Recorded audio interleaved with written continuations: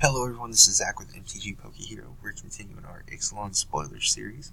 Today we're going to be looking at the Planeswalkers that have been spoiled so far as of September 10th, 2017. Our very first Planeswalker we're going to take a look at is Magic the Gathering's poster child, Jace. And today we're looking at Jace in his new form, Jace Cunning Castaway. So for 1 and 2 loot, we get our first legendary Planeswalker, Jace. So they made the rule here recently to where you can have 2 Jaces as long as they have a different name. So you can have Jace the Mind Sculptor and Jace Cunning Castaway all at the same time.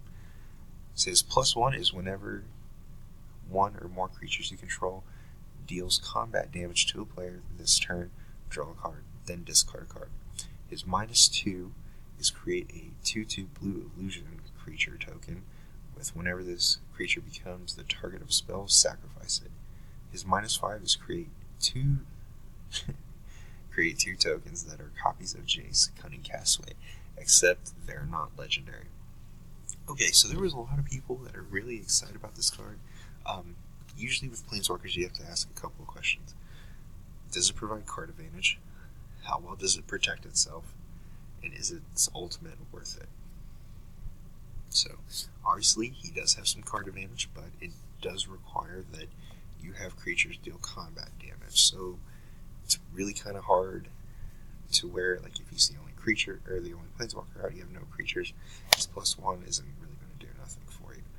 His -2, he does create a form of protection, but anytime that an illusion becomes the target, it fizzles out basically.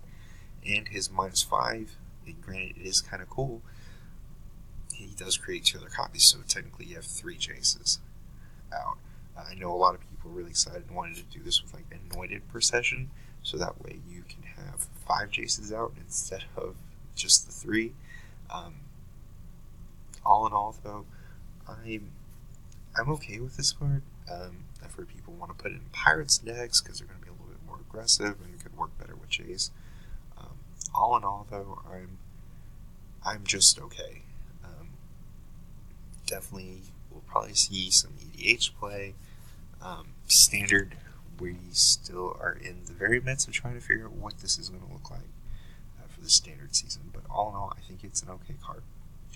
Not excited about its ultimate. It doesn't get me hyped up or anything like that. The idea of having multiple Jaces is still pretty cool. It can give you multiple card advantage at that time, be able to create multiple guys that just die as soon as they're targeted, and then to possibly be able to create more after that. It's interesting. I kind of want to see how other people want to take it, and then kind of get my own views and point and everything after that. All in all, it's pretty decent though. Interesting. Okay, so this is our newest Planeswalker. This is Huatli, the Warrior Poet. For 3 and a red and a white, you can +2 gain life equal to the greatest power amongst creatures you control.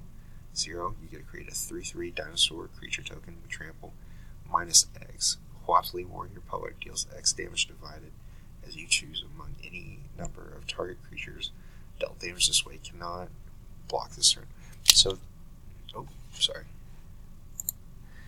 the main deal about Ixalan is Planeswalkers can't leave. And Huatli, whenever she ignited her spark, she was able to see the veil, but she can't break the veil. So Jace is actually stuck. And as you can see, another Planeswalker should technically still be stuck on this plane. For her being a 5-drop, her loyalty counter is really low for 3. Probably I could have seen her better if she was maybe at like 4. I think 5 would have been pushing it, but like 1 more extra loyalty would have been great. She does kind of protect herself decently.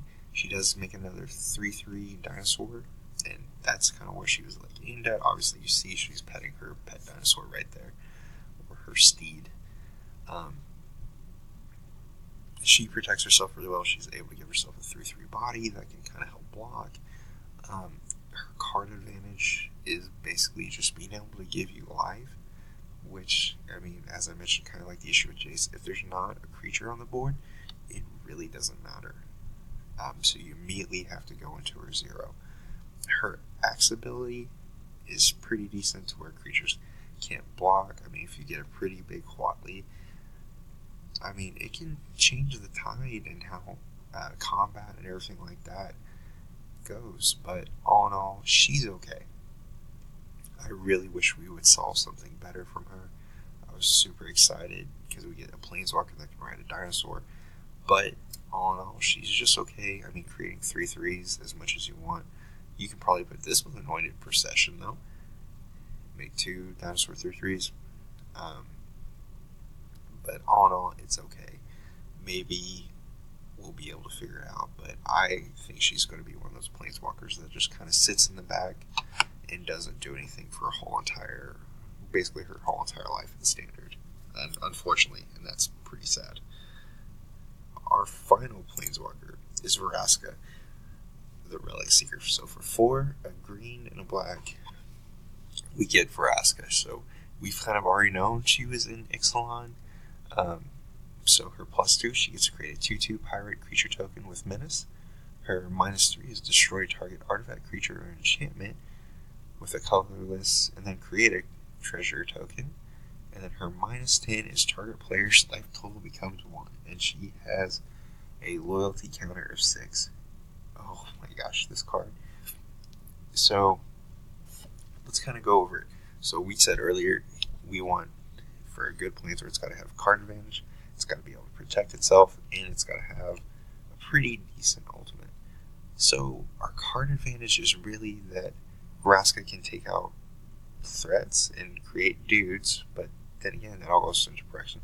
There's not really a lot of card advantage with this card, other than those abilities. I mean, she has great protection over herself. Her ultimate is so scary, just being able to go, oh, no, I'm up to 10, your life is 1. And the other deal, too, is with that ultimate and her threatening that and her protection, she's got a big target on her head, so you're going to be able to use her to be able to, kind of kick back, save some life. I'd really like to see this in a control shell for Standard. I've been really looking at her pretty hard since she's been released. I've been thinking maybe a Sultai build would do pretty good for her. Just being able to add in a little bit of some card draw, some card control, and then, I mean, she does a lot of the work herself, which is really great. All in all, I think she will do good. I think this might be a really big Standard player. Just her -10, telling people their life is now 1. Just being able to do that, it's going to put pressure on people, and they are going to be making mistakes because now they have to think that their life is at 1, and at any point in time, this Vraska can turn around and create a 2/2 pirate token with Menace, or if you still have the Menace pirates out, that's another issue. Then they need 2 blockers, or they need 2 forms of removal. They need a board wipe. Vraska just puts so much pressure on people. We're going to see it in EDH. Right now, it's limited. All of these Planeswalkers are limited bombs, but Vraska, I think, is going to be one of the biggest ones to make an impact on Standard at this point. I'm just super excited about this. Alright, everybody. That's the final video for our Planeswalkers. We are going to go ahead and we'll review the rest of the colors for everything that we have out. And then just remember, if you guys like us, please like, subscribe. I'm going to be talking about our Patreon channel. It's going to be coming up here pretty quick. We're going to have a couple other videos that are Magic related and not just cards. Yeah, and remember, if you guys support us, please tell your friends we're new. We're trying to get a little bit bigger. And then just remember, may the top decks be forever in your favor. Thanks. Have a good day. Peace.